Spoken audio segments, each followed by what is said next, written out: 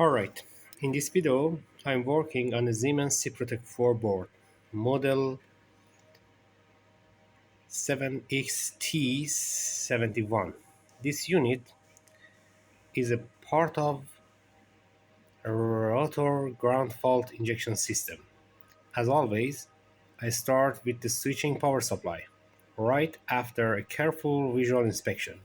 Nothing is burnt, cracked, or discolored in this area. These are the main sections of the supply: the input filtering, primary switching stage, transformer, and secondary rectification and regulation stages. Next, I take a look at this isolated DC-DC converter from Recom. It's receiving a stable 5-volt input from the switching supply here,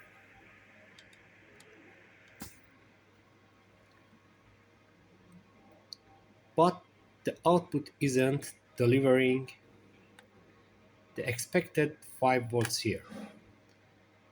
And again, nothing on the board, this area, is heating up. At first, it looked like the recon module might be faulty, but then we suspected that the load current could be pulling the output down here. So I removed the module and tested it separately with a bench power supply, and it turned out to be completely fine, unfortunately.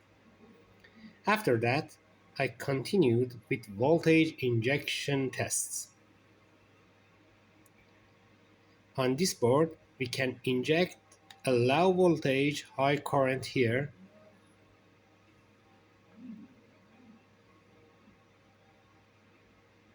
and that's when things became interesting. The main microcontroller,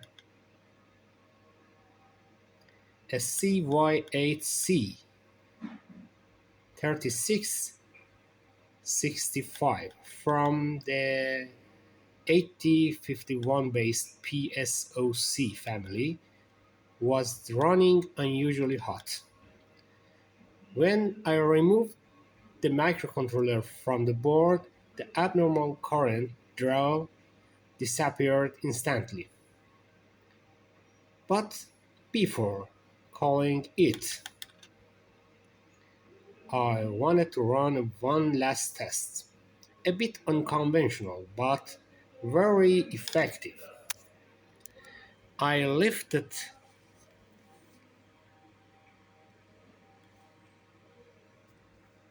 all of the microcontroller.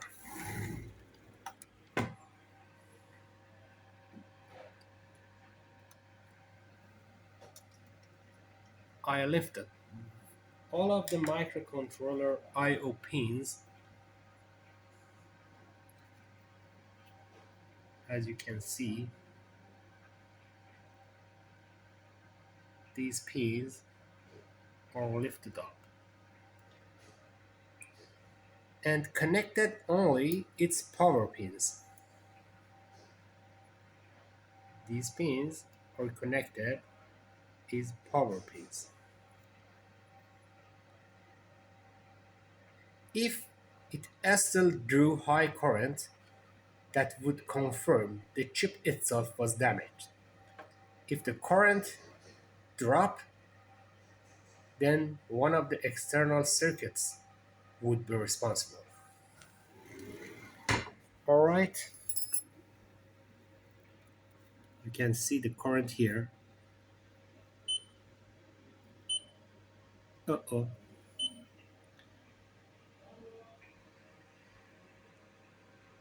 It's still pulling current. So goodbye, CY8C. Rest in peace.